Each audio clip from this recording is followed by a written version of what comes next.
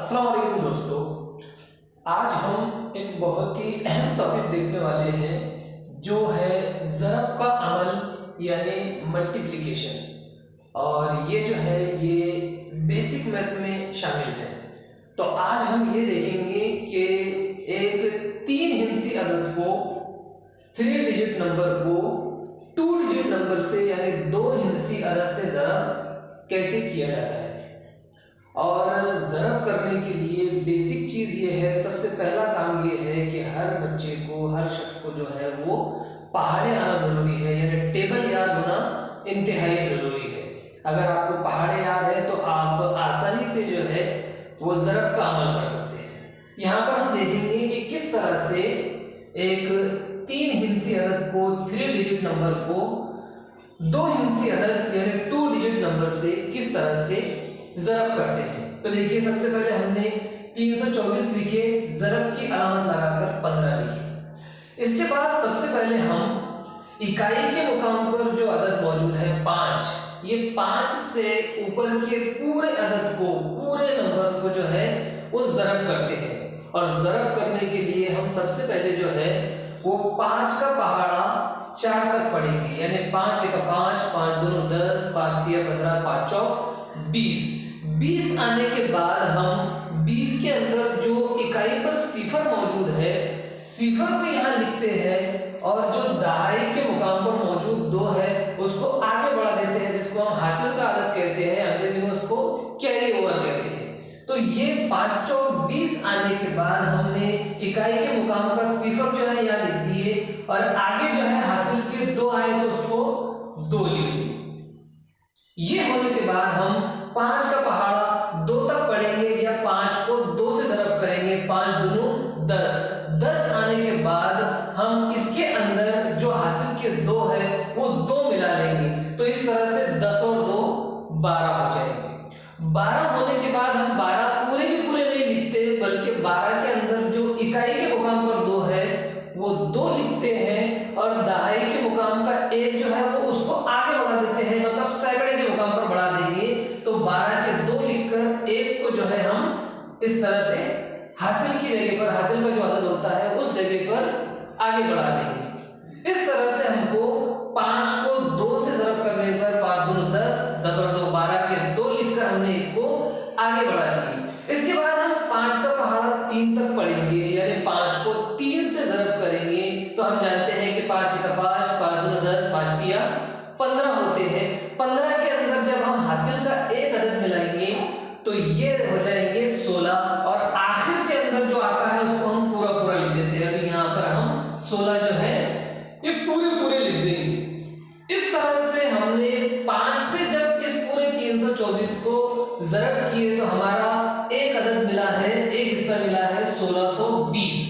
लेकिन अभी जो है ये मुकम्मल ज़रब नहीं हुई है।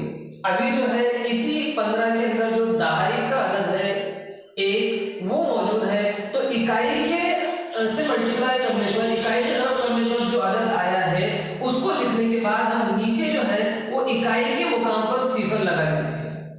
और इकाई के मुकाम पर सिफर लगाने के बाद हम यहाँ पर जो 1 होता है ये 1 से अपन ऊपर के सारे आदाद को ज़रब करेंगे, मतलब दहाई के मुकाम पर जो अदद मौजूद है उस दहाई के मुकाम पर मौजूद अदद से हम ऊपर के सारे आदाद को ज़रब करेंगे। जैसे 1 से 4 को ज़रब करने पर 1 चौक 4, फिर 1 से 2 को ज़रब करने पर 1 दूनी 2 और 1 से 3 को ज़रब करने पर 1 3 3। इस तरह से दहाई पर मौजूद 1 से जब हमने ज़रब किए तो हमको पूरा अदद मिल गया है 324।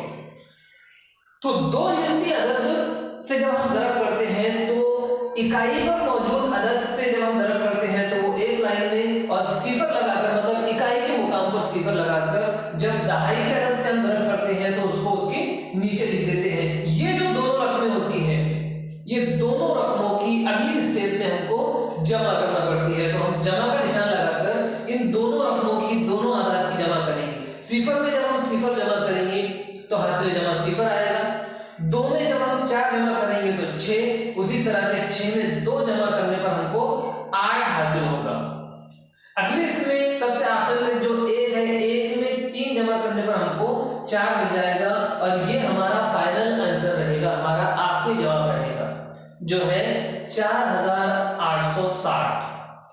इस तरह से जब हमने 324 को ज़रब किए 15 से तो हमारा जवाब आया है 4860। यानी इस मिसाल के अंदर हमने ये समझ लिए कि किस तरह से किसी बड़े अदद को दो हिंदसी अदद से ज़रब करने पर क्या हासिल होता है, किस तरह से उसकी ज़रब की जाती है। अब इसी तरीके को हम दूसरी मिसाल के जरिए समझते हैं। हमारे सामने दूसरी मिसाल मौजूद है जिसके अंदर हमको 781 को 13 से ज़रब करना है। हम जानते हैं कि 781 में इकाई के मुकाम पर 1 है, दहाई के मुकाम पर 8 है और सैकड़े के मुकाम पर 7 है। जब हम 781 को 13 से ज़रब करेंगे तो उसके लिए हमको सबसे पहले जो इकाई के मुकाम पर 3 है, 3 से हमको ऊपर के तमाम आदाद को ज़रब करना पड़ेगी और इसके लिए पहाड़े आना बहुत जरूरी है। तो सबसे पहले हम 3 का पहाड़ा 1 तक पढ़ेंगे, 3 एका 3, फिर 3 को ज़रब करेंगे 8 से, यानी 3 अठे 24, 24 के हम 4 लिखकर जो है हासिल के 2 ऊपर लिख देंगे इस तरह से। 3 अठे 24 और 24 के 4 लिखने के बाद हमने हासिल के 2 लिख लिए। उसके बाद 3 का पहाड़ा हम 7 तक पढ़ेंगे, 3 सता 21 और 21 में जब हम हासिल के 2 मिलाएंगे तो हमको मिल जाएगा इस तरह का 23। तो अब इकाई के मुकाम से ज़रब करने पर हमको एक अदद मिल गया है 2343। ये अदद मिलने के बाद हम इकाई के मुकाम पर सिफर लगाकर एक जो दहाई के मुकाम पर मौजूद है, जो अदद दहाई के मुकाम पर मौजूद है, उस अदद से ऊपर के तमाम आदाद को ज़रब करेंगे। यानी सबसे पहले 1 से 1 को ज़रब करने पर 1 आएगा, 1 अठी 8 और 1 सती 7। इस तरह से हमको दहाई के मुकाम पर जो अदद है उससे ज़रब करने पर मिल गया है 781। तो इस तरह से ये 2 रकमें जो हमको मिली है, ये दोनों रकमों की जमा हम करेंगे तो इसमें हमको मिलेगा 3 जमा 0 3, 4 जमा 1 5, 8 और 3 की जमा करने पर 11 होता है। 11 का 1 लिखकर हम हासिल का 1 आगे बढ़ा लेंगे और उसी 1 को हम जो है अगले आदाद में जमा करेंगे, यानी 2 जमा 7 9 और 9 के अंदर अगर हम हासिल का 1 मिला लेते हैं तो उस वक्त हमारा हासिल जमा आ जाएगा 10। इस तरह से पूरा जो अदद हमको मिल जाएगा वो अदद रहेगा 10,153। तो इस तरह से हमने 781 को 13 से ज़रब किए तो हमारा जो है हासिल ज़रब हमको मिला है 10,153। ये दोनों मिसालों के जरिए हमने ये समझने की कोशिश की है कि किस तरह से दो हिंसी अदद से किसी भी बड़े अदद को ज़रब की जाती है। तो ये ज़रब की मिसालें जो हमने देखे हैं इनके जरिए आसानी से हम समझ सकते हैं। अगर आपको हमारा वीडियो पसंद आया है तो इसको लाइक कर लीजिए और अगर आपने अभी तक हमारा चैनल सब्सक्राइब नहीं किया है तो इसको फौरन सब्सक्राइब कर लीजिए।